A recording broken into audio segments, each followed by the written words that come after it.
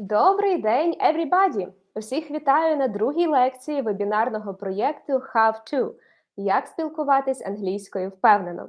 Мене звуть Калина Бішер, я комунікаційна менеджерка Мінцифри і водночас модераторка цього ефіру.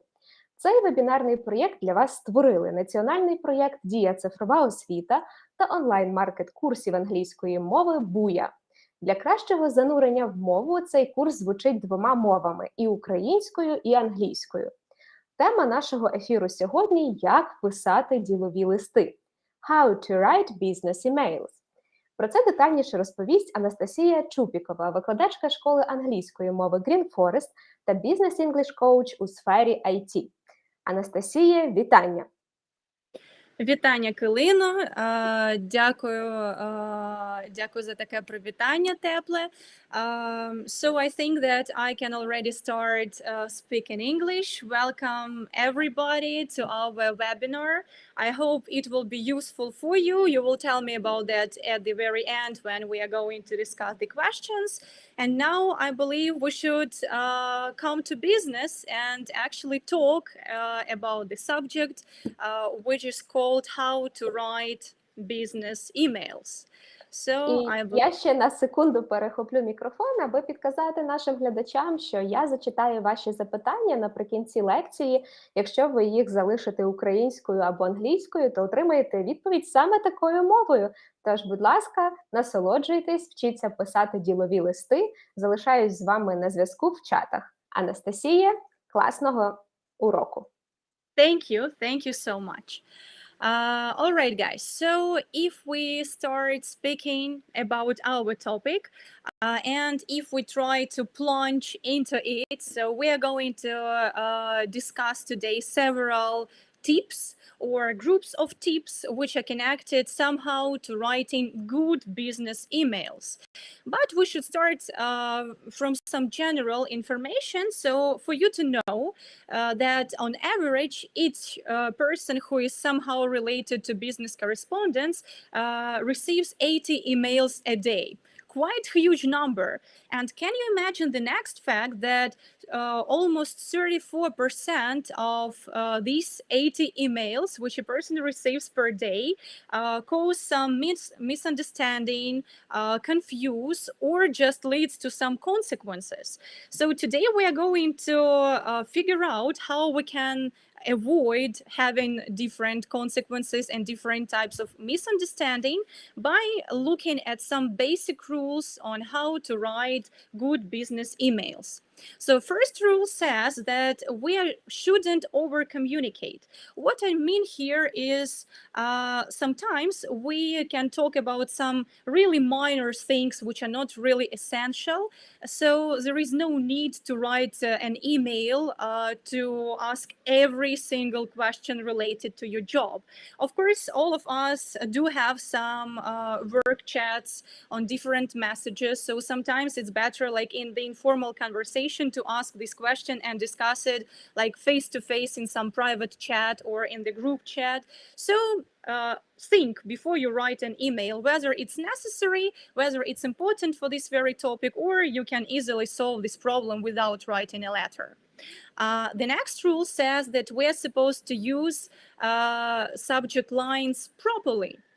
What it means is sometimes when we write an email, we can be surprised, like why we don't receive any reply, or why a person doesn't come to a meeting we have just invited them to it. So blank subject line causes the next problem that your email can be removed to or just can be missed and rejected as spam.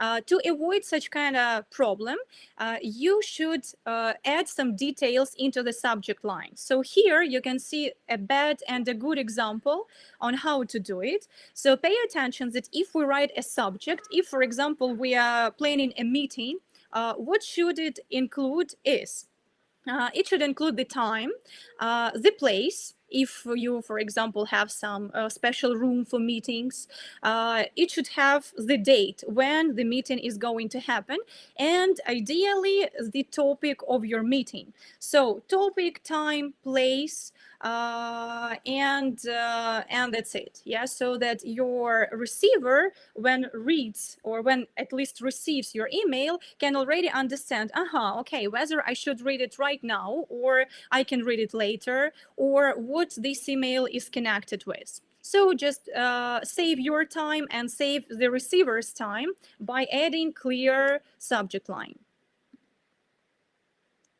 One more piece of advice I want to share with you related to subject lines is sometimes we write very short messages. We cannot omit sending the email, for example, for this subject, but we need and we want a person to save their time while reading it. For this, I have got an abbreviation for you, which sounds like EOM. How to use it? In the subject, you can write a short sentence and finish it with EOM. It means that it's the end of the message, and the person doesn't have to open the email to read some details, because it's already clear that this is it. Yeah, this is the message, and it saves a minute maybe. And if everybody did it, I believe it would save hours, like due to the amount of emails we receive every day. So the next rule is keeping messages clear and brief. So brief doesn't mean too short. You should always remember that if you're writing an email and if your subject is complicated or has a lot of details, then making it too brief can make it non-understandable. So it should be logical. It should have some logical structure, divided into logical paragraphs, and it should have like the beginning, the main or the body, yeah, the main part, and the logical ending. How to end your emails, we are going to talk a little bit later, but still you should remember that the structure is a must, because this structure makes your email easier to percept and easier to figure out what actually you want to say by writing this email.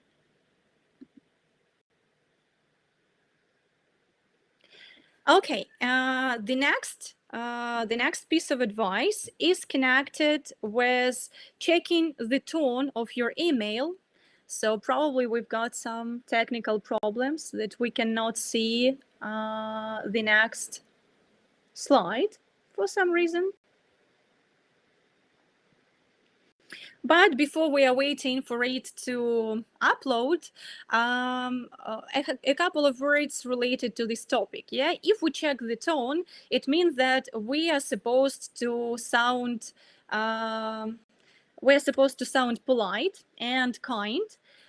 So we, like, a person cannot hear us, and sometimes by leaving too short message or by writing in such kind of way, we may seem cold or dissatisfied or even angry with a person or a person's actions, and so on. So you should keep in mind that you are to sound polite, yeah, and it's more difficult because a person cannot see you and cannot hear you, and to make it possible, you just should use proper word and proper tone in your email.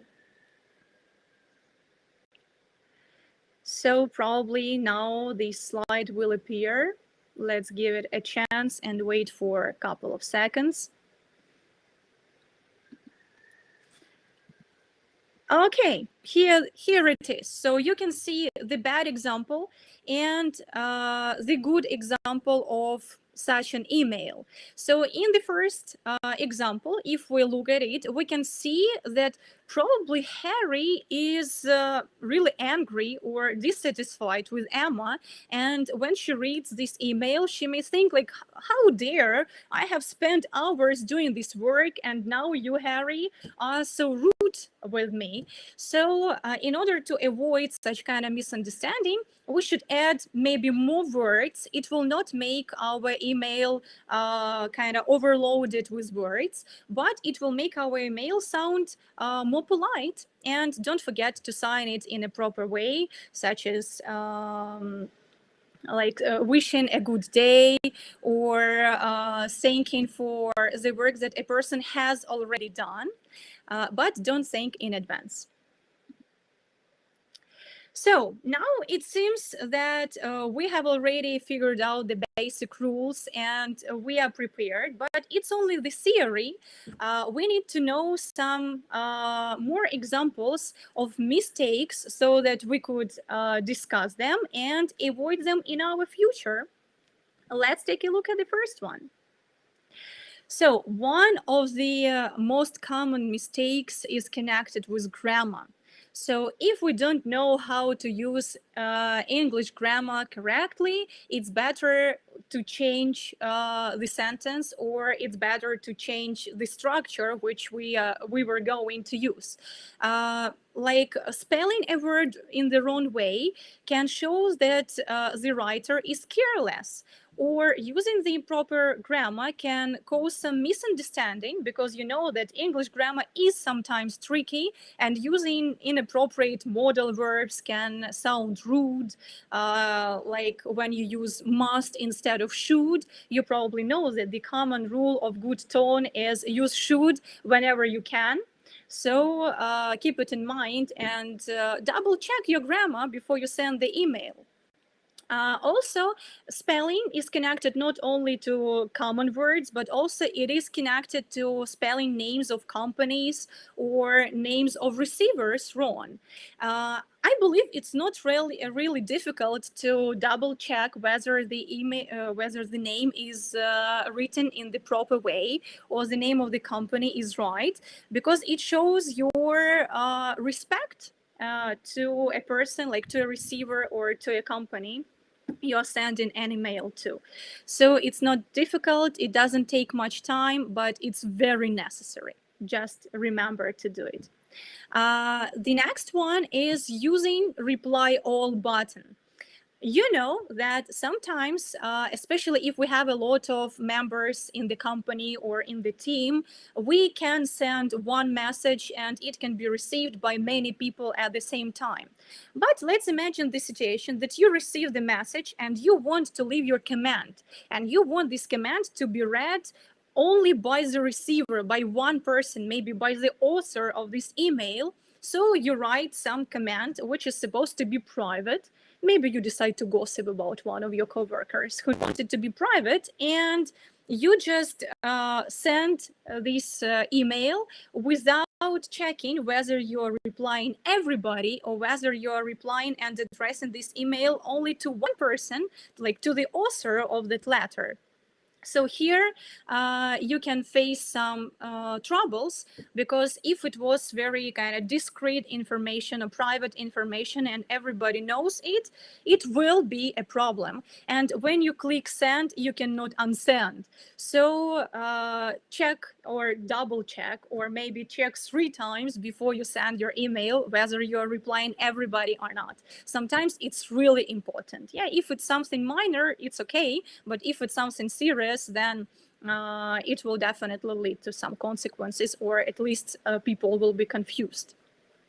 Well, as for inappropriate email address, what I mean here is, you know that our first email boxes were created maybe in our teenage. I remember my first, it was something like Nastya Beautiful Nails. So it's totally inappropriate for business conversation, or like sweet baby or beer lover. You can be a beer lover for your friends, but you shouldn't be a beer lover for your boss or for your colleagues.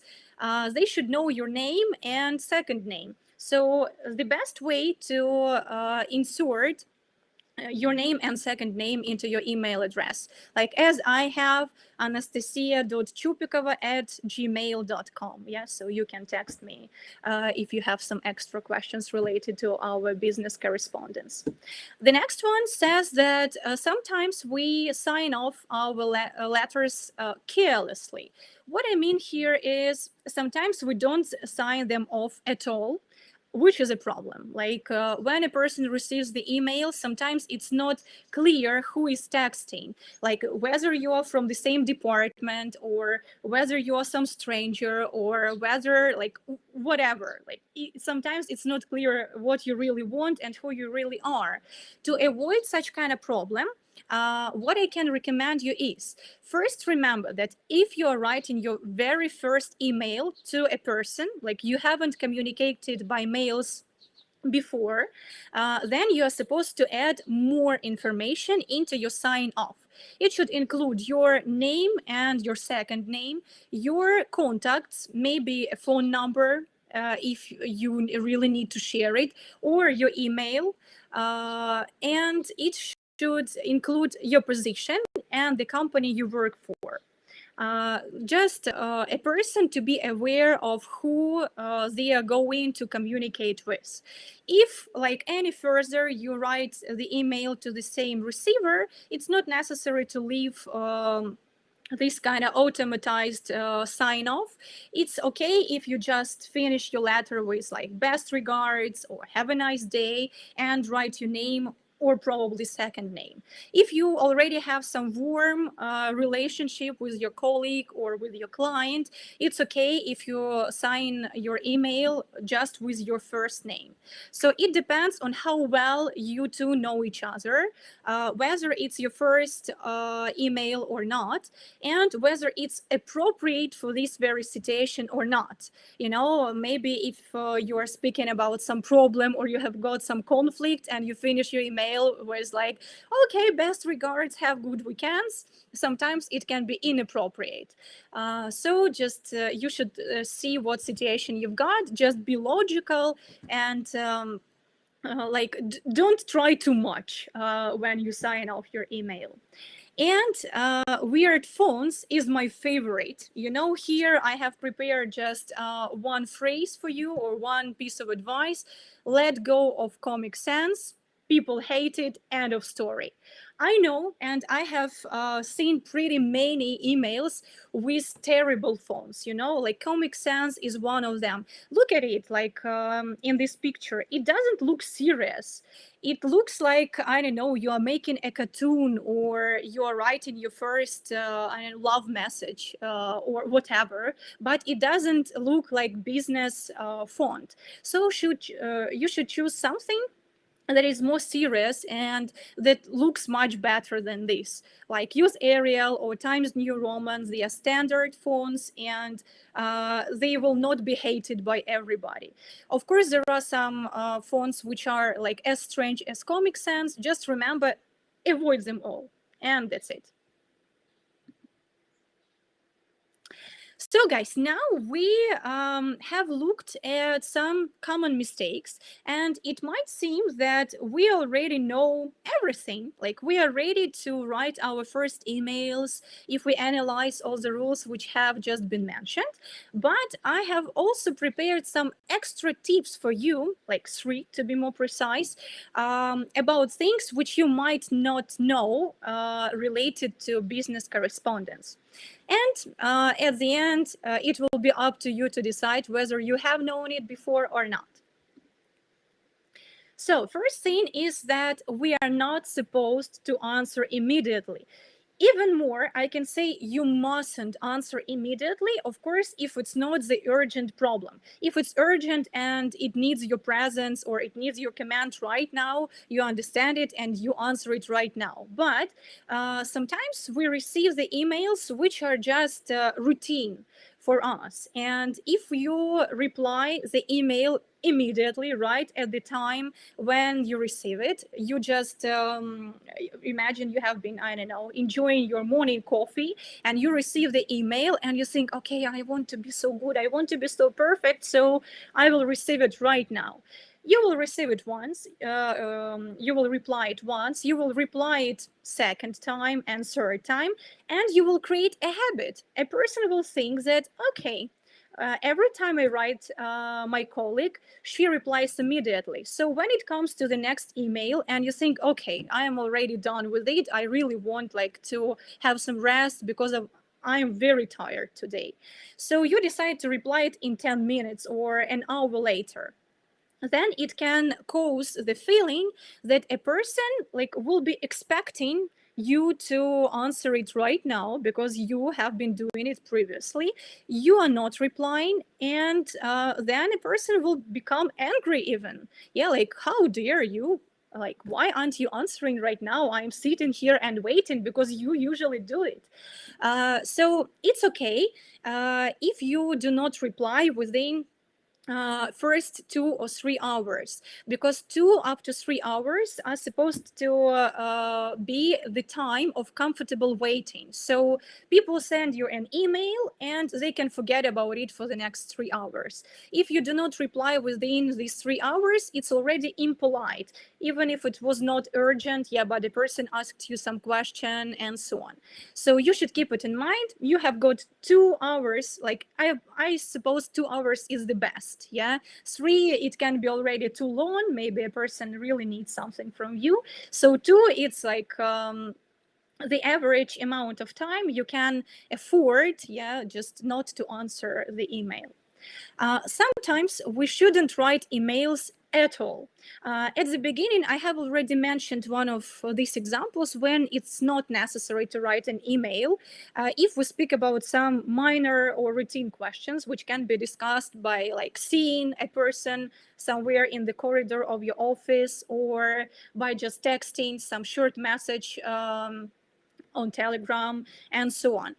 And in other case is sometimes the topic is too confidential or is too serious, so that it's better to decide it to discuss it face to face and to solve the problem while like seeing a person or at least talking on the phone. It can such kind of stuff can happen, and such kind of problem can happen when you are sharing some private information and somebody decides to like to interfere with your correspondence and see what you're texting. Like, oh, okay, so I see that you're writing an email. What is that? It's one of the examples. Another one, if you're really sharing something secret, you're just mailbox can be broken and somebody can get an access to your data and to all your emails, all your letters. So to avoid such kind of problems, you shouldn't write an email. Or you can use another function which allows only the receiver to see the email, the words which you are writing. It's called encryption. If you put it into your email box settings, then like how it works. The message which you send will be coded somehow by some random number of symbols and decoded when the receiver gets it. So you don't take part in it, like the system does it, like kind of artificial intelligence does everything instead of you, but it can be decoded only if that very person opens it. So if somebody else, like using their account, decides to like interfere with your correspondence, it will be impossible. Just it's possible for 2 of you to see the email, but here you should check whether you have such kind of settings, because if you have set it but the receiver, it will not work. Like both sides are supposed to have this kind of encryption in the settings. And one more thing for us is that we are not supposed to thank in advance. We mustn't thank in advance. It's kind of bad tone or bad habit, if you want. By thanking a person in advance, you already put too much pressure on the receiver. let's imagine the situation like you ask a person to send you some report or some feedback, and you write, okay, please, like you sound very polite, you make your email logical and brief, and at the end you say, thank you in advance, or thank you for doing that. So when I receive such kind of an email, I think, okay, so I am so busy right now, and now like this person wants something from me and thanks me, so it does put pressure on me. Maybe I am not ready to do this very thing right now at this moment, but after that I cannot let it go. I already have this thought in my brain which is like drilling it, that okay, do a report, and it's not necessary. A person who receives an email, if we speak about business correspondence, we know that like we all have some duties, and if we receive the email, we are supposed to answer it. So just give a person these 2 or 3 hours to gather thoughts, to finish doing what a person has already started, and after that you will receive your answer and everybody will be happy. So just keep it in mind, never thank in advance. So guys, now we have known like what mistakes we, or maybe not we, but somebody could make while writing emails. We know some 3 things which are like useful tips for you. And another stuff is that of course, when we are writing our first email to some person we haven't talked to before, we want to make a good first impression. You know that first impression is not only about meeting people in real, it's also about writing emails and reading emails, like reading how a person writes. So it's more difficult to make a good first impression by the email. If you make it by yourself, yeah, you can just wear some tidy clothes, I don't know, brush your hair, and you're already perfect. But as for the email, you should start communicating, yeah, and you should use some proper words so that people think of you as about a professional. So let's see how to do it. So there are some things which we need to avoid. First of them is too many opening phrases. It's okay if we start our email with an opening phrase like I am writing in regard, or thank you for your question. That's what I think, yeah, or that's what we are going to do, and so on. If you use too many opening phrases, it just makes the text more complicated, and a person will not get the idea of your text, because like the attention will be distracted by like a lot of unnecessary words. So 1 or 2 opening phrases are okay. If more, you should really think if it's really necessary, or you can avoid using many of them. Then the next stuff is connected these numbers, yeah, like when we present our ideas and we can say, okay, first, second, and third, it's also like extra letters, yeah, first has 5 letters, second has more letters, and they add up to some big amount of time for a person to read your email. So exchange words into numbers or into points when we make that, like the list of things we are talking about. Also try to avoid using these words like for example, or to my mind, or in my opinion in the main body of your email. If you're writing the email, you are already expressing your opinion, so it's not necessary to emphasize that this opinion is yours. It's supposed to be yours. Or if you write, for example, again, it just overwhelms or overloads your text. So just try to avoid using some unnecessary phrases. As for brackets, it's also a tricky stuff. Sometimes we think that, okay, I am writing here my thought, and I will clarify what I mean here by putting some information into the brackets. Our brain works in the other way. If we see the brackets, automatically our brain analyzes it and makes a conclusion that this is an unnecessary information. So you also should keep it in mind. if you see brackets, it's unnecessary, and your brain will skip or will not focus too much on the information which you have given or have left in the brackets. It's better, again, to divide it into some points or write it under some numbers like 1, 2, 3, or say like what I mean here is, and in this way you will avoid using brackets in your letter.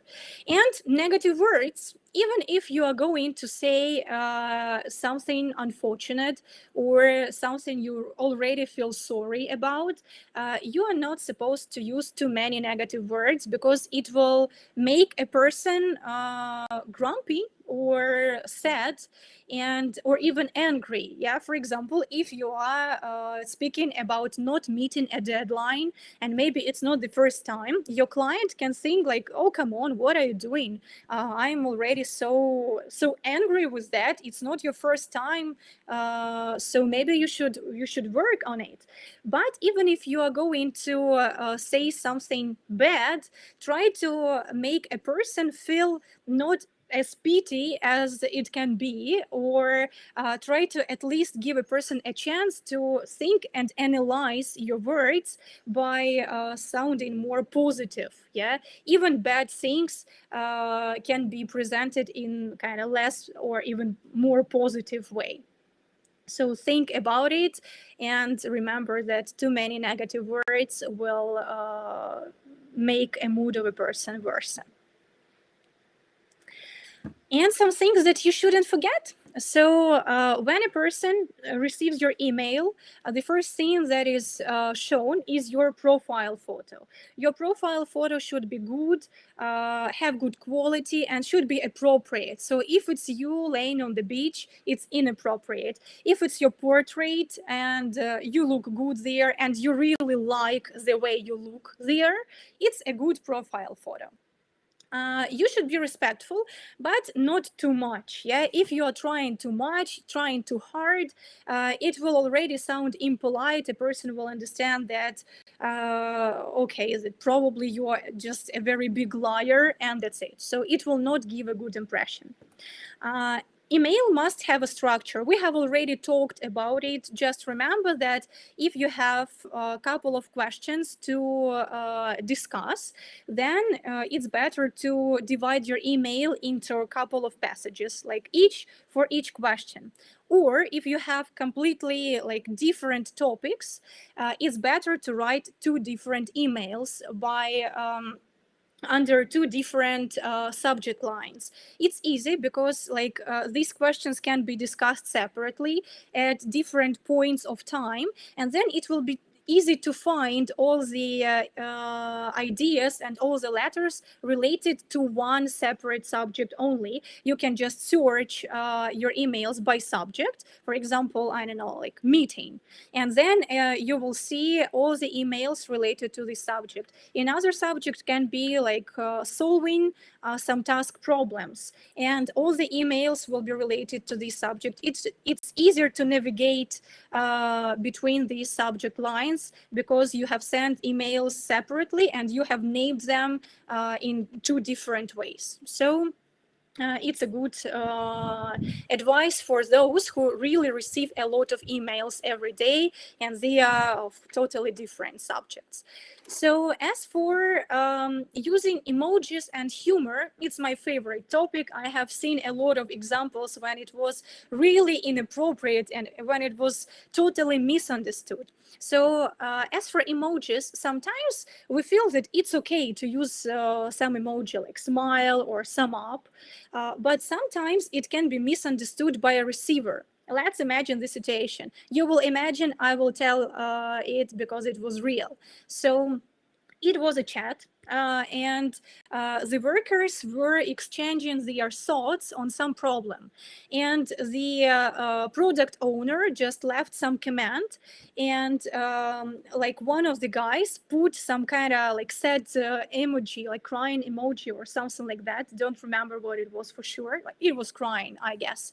And then the next question was like that furious product owner was wondering like, why are you replying my messages if we're solving some problem here by putting this smile by putting this emoji. So it really made the person furious. So if you have never seen that the receiver has used emojis in their letters, you are not allowed to reply their letters with emojis as well. If you have already had some experience communicating with the same person and you saw that this person used emails from time to time, especially if it's your client or your boss or a person you just don't want to be angry with you, because it can cause some troubles, then you can also use emojis. So if they use, you can use. If they have never used, it's better for you not to use it at all. And as for humor and sarcasm, so sarcasm is usually totally inappropriate. As for humor, sometimes it's good, but here you should think whether your culture is the same as that person's culture, whether you have got same tradition, same religion even, whether you are from the same country, or maybe you have two totally different mindsets. So if like you are not sure about one of these points, it's better not to use humor at all. If you're sure that this person will understand your joke, make a joke. But if you even have like some shadow of a doubt, it's better to avoid using humor in your emails. And the last thing today we are going to talk about is vocabulary. So you know what is good and what is bad, whether humor or emojis are a good idea, whether you should sign off or you shouldn't sign off your email. But you should know also some and have some tools which can help you write the real email. Yeah, so we are coming from theory to more practical. From theoretical to more practical things. I'm going to show you just examples or most commonly used phrases. If you need to know more, I believe you have already seen some link to the extra resource you can use after you listen to this webinar. It has a couple of practical tasks for you in order to summarize all the information which we have discussed together today. And the last thing there is some useful materials and useful links for you to discover more. And one of them there is like a book where, let's say it, a book where I have gathered some really important phrases for different cases. Yeah, like starting from writing your first email and digging deeper, like having meetings, talking about problems, rescheduling something, and so on. For each of these situations, I have gathered some phrases for you which can be used. And if you want to boost your vocabulary, you can refer to those resources and figure out some useful phrases.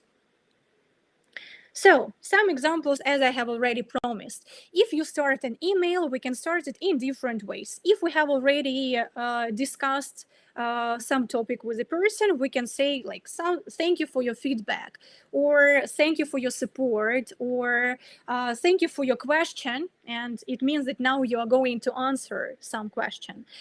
If you just start, like if it's the beginning of the day and you write some email on some new topic and you greet the person for the first time today, you can ask about how the person's day is going, how were weekends.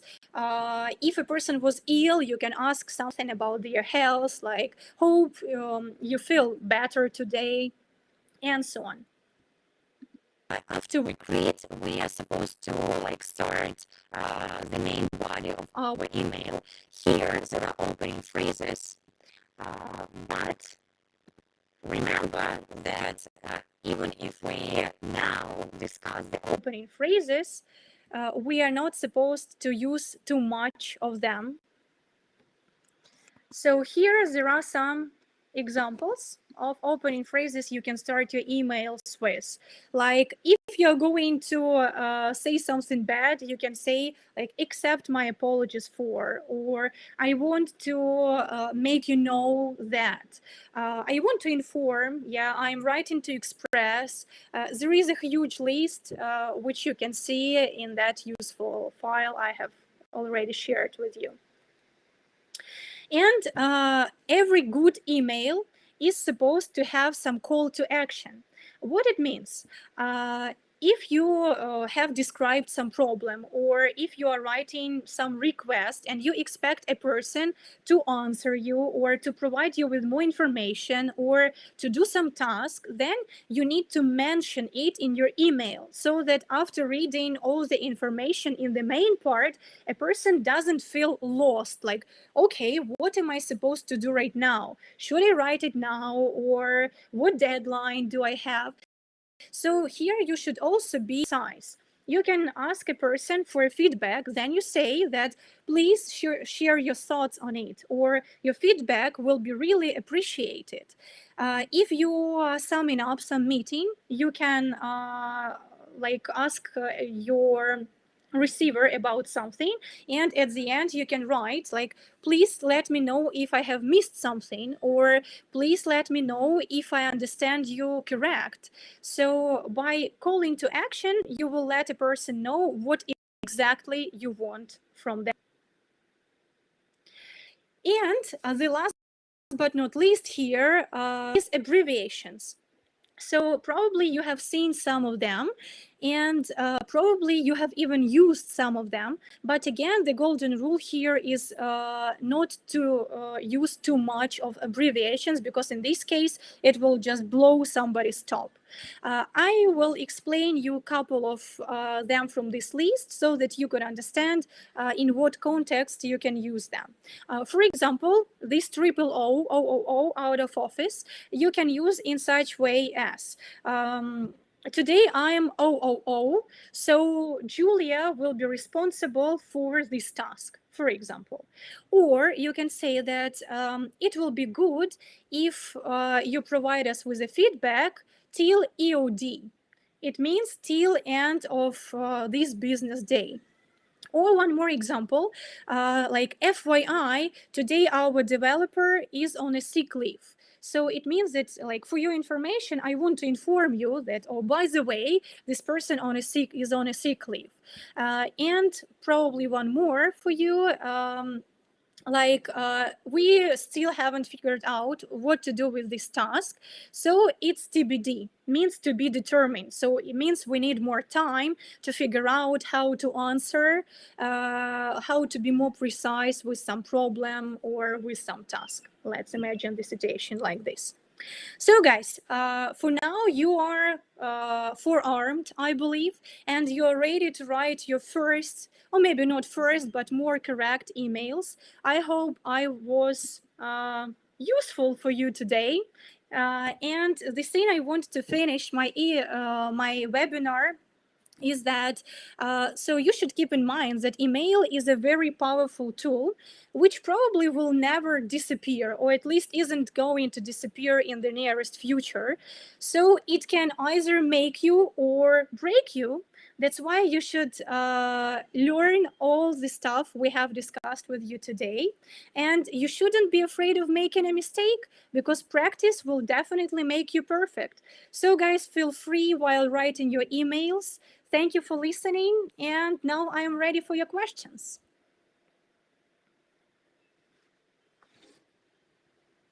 I'm ready too. So, our dear viewers, listeners, please write something to us. Окей, дякую за ваші коментарі, за те, що ви спілкуєтесь в чаті. Це дуже приємно. Ми формуємо певну таку дружню діджитал-ком'юніті. Отже, в мене зараз буде можливість зачитати запитання, уточнення, коментарі, ваші історії про те, як ви писали свій перший діловий лист. І щоб задати певний тон такої відвертості, розкажу, що коли в мене була така потреба, то я піддивлялася всякі конструкції, але коли хотіла написати лист, з чистого аркуша, то я просто не розуміла, з чого починати, що туди вкладати. І от саме оцей шлях, коли я бачила, коли мене ставили в копію листи, як інші пишуть, так, я запозичувала ті чи інші фрази, їх запам'ятовувала. І з часом це взагалі не проблема написати лист. Але от оцей шлях між тим, що ти знаєш, як писати лист, і не знаєш, він справді є. Тому дуже вдячна вам, Настя, за цю лекцію, за те, що ми розібрали всякі скорочення, правила ділового спілкування. Ось. І от в нашому чаті якраз глядачі підняли питання того, чи окей це ставити, ну ніби в копію дуже багатьох колег. З мого досвіду, я за те, щоб ставити там багато колег, які мають бачити розвиток проекту, щоб вони могли на будь-якому етапі його підхопити. Ось, тому давайте ще раз, можливо, наведемо різкість, що ми мали на увазі під тим, щоб ставити в копію. Так, я згодна з вами, згодна з вашим коментарем. Що ми мали на увазі тут, так це наступне. Якщо, звісно, ви всі працюєте над одним проєктом, і всяке буває, що, наприклад, ви там не можете сьогодні вийти на роботу, може ви погано почуваєтеся, але це не якась там суперконфіденційна переписка, то, звісно, що ваші колеги мають бути в курсі того, що відбувається, якщо вони мають безпосереднє відношення до вашого проєкту. Якщо це просто, якщо ми говоримо про просто якісь листи, які ви отримуєте як розсилка, наприклад, на всю компанію, а потім ви маєте якийсь коментар, і ви хочете адресувати цей коментар тільки до автора цього листа, тоді це краще зробити, адресувавши тільки одній людині. Цей коментар може бути недоцільним, щоб його побачили всі, наприклад, або це просто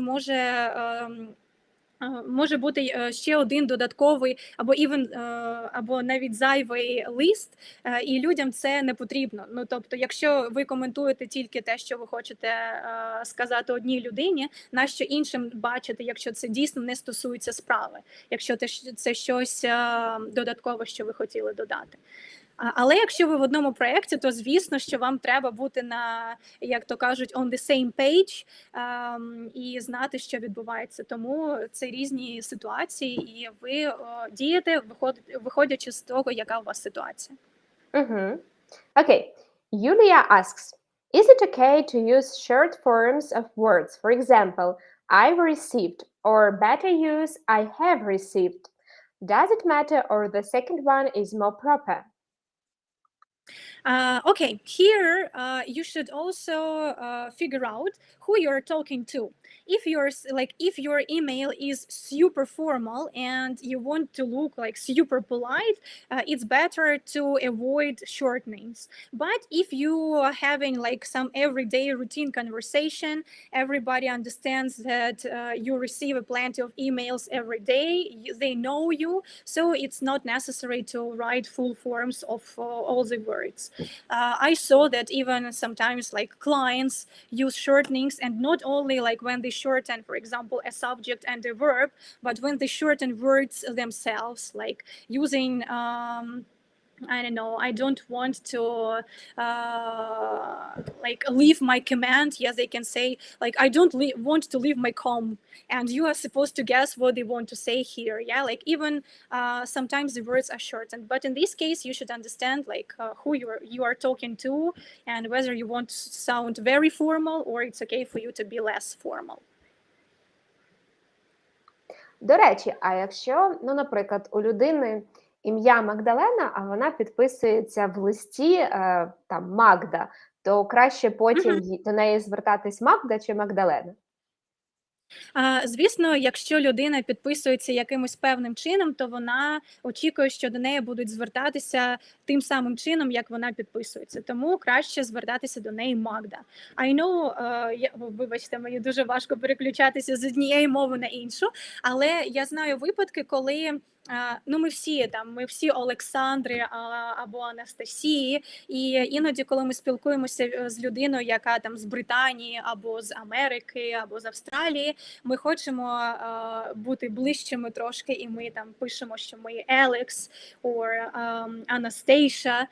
Якщо я люблю, як мене називають Анастейша, я можу так підписатися, людина це зрозуміє і буде звертатися до мене Анастейша. Тому пишіть, як вам подобається, але це знову ж таки має бути в рамках ділового спілкування. Just to clarify, I've heard that the golden rule for replying is 24 hours, but today I discovered that it's only 2 or 3 hours. So maybe you can advise more. Yeah, for sure. I have also heard about this rule of 24 hours, but it is not connected to the emails which we receive as part of our everyday communication. Let's imagine that you have got some client or some group, like your team, your project team, and you communicate every day. So if you communicate every day, 24 hours will not work here, because you can have a couple of messages a day which concern kind of different problems and different topics which are part of your everyday work. In this case, 2-3 hours are okay. 24 hours is already too much. So if it's your first email which you have received and you really feel that a person can wait for 24 hours, it still will be polite. But again, you look at what situation you've got. Maybe I should have made a point that we are talking about our kind of routine work conversation. Thanks. Okay. Sasha asks, I heard that subject line should not be more than 64 bytes long, or it may not fit in the subject field or email client. Okay, Sasha, thank you for your question. As we have already talked that our emails are supposed to be brief and logical. Of course, subject line is not endless, and it does have some number of signs which can fit in. So you just don't have to use too many words, but at the same time, you should include enough information so that the person understands the main idea, what the letter is going to be about. If 64 bytes, it's quite a lot. So you can even write a sentence into the subject line. Just think so that it is logical and opens the topic of your letter. Я ще хотіла зробити ремарку, поки ми чекаємо запитання наших глядачів, що коли ти переписуєшся з людьми, які дійсно добре володіють англійською, ти це відчуваєш, тому що вони використовують якісь такі особливі скорочення, особливі метафори, особливі навіть якісь згладжувальні фрази, коли щось про проекту йде гостро. І от особливо ефективними та крутими є менеджери, які не загострюють ситуацію, коли там щось по проекту несеться не в той бік, а які навпаки дуже, так знаєш, акуратно, привітно, легко зустрічають навіть будь-який факап. Тому, звичайно, цьому треба вчитися. І, власне, ця легкість в написанні листів. Оце вже, мабуть, наступний етап після того, коли ти вже їх конструюєш з заготовлених, скажімо, абзациків добре. Де цьому вчитися, як би ти порекомендувала? Ну, по-перше, коли я почула, що ти кажеш про людей, які добре спілкуються англійською, можливо, вони навіть носії мови, то ми можемо повчитися і в них. Коли ми читаємо їхні листи, ми можемо побачити і звернути увагу на щось, що вони використовують. І вони завжди дуже такі розслаблені, якщо вони спілкуються своєю рідною мовою. І ми можемо теж піддивитися і проаналізувати, як саме вони досягають цієї розслабленості в їхніх листах. По-друге, це, звісно, практика. З кожним наступним листом ви будете відчувати себе більш впевненими. І навіть якщо ви колись припустилися якоїсь помилки, це не має вас якось дезорієнтувати або збити зі шляху. Ви просто маєте пам'ятати, що не можна щось зробити з першого разу, і це не буде ідеально. Ви будете вчитися, і це, знаєте, як, не знаю, спочатку нам важко їздити на велосипеді, але ми кожного дня практикуємося, і нам все легше і легше. Те саме і з емейлами, ви вже потім будете їх писати отак з заплющеними очима, а іншою рукою, не знаю, будете гладити кота, і все буде супер. До речі, коти допомагають вам розслабитися, тому якщо ви пишете щось таке важливе, беріть кота і пишіть. Так, а ще коти впливають на орфографіку, чи як це правильно називається. Загалом на те, як правильно ви розкладаєте коми, крапки і знаки окликів. У мене сьогодні просто a terrible headache, so sometimes it's hard to find exact words. But I know for sure that it's time to go to the end of our webinar. І на цій ноті я би хотіла нагадати нашим глядачам, що так, запис буде збережено цього вебінару, ви його зможете передивитися в будь-який час. Ми мали декілька таких запитань, не хвилюйтесь. А також до кожного вебінару наші лектори та компанія Буя готують матеріали, тож ви їх також можете передивитися. Тому не хвилюйтеся, повернутися до того, як писати ділові листи правильно, ви зможете завжди на сторінках Дія цифрова освіта. А знову ж таки, сьогодні з вами були Анастасія Чупікова та Калина Бішер. Це був другий ефір вебінарного курсу How to – як спілкуватися англійською впевнено. Його для вас створили національний проєкт Дія цифрова освіта та онлайн-маркет курсів англійської мови Буя. Дякую, Анастасія, ще раз, і хай ваші ділові листи завжди досягають цілі. Усім спокійного продовження дня. Дякую, Калино, і бажаю всім гарного настрою і правильних листів. Так, чудовий меседж. Па-па, на зв'язку. Па-па!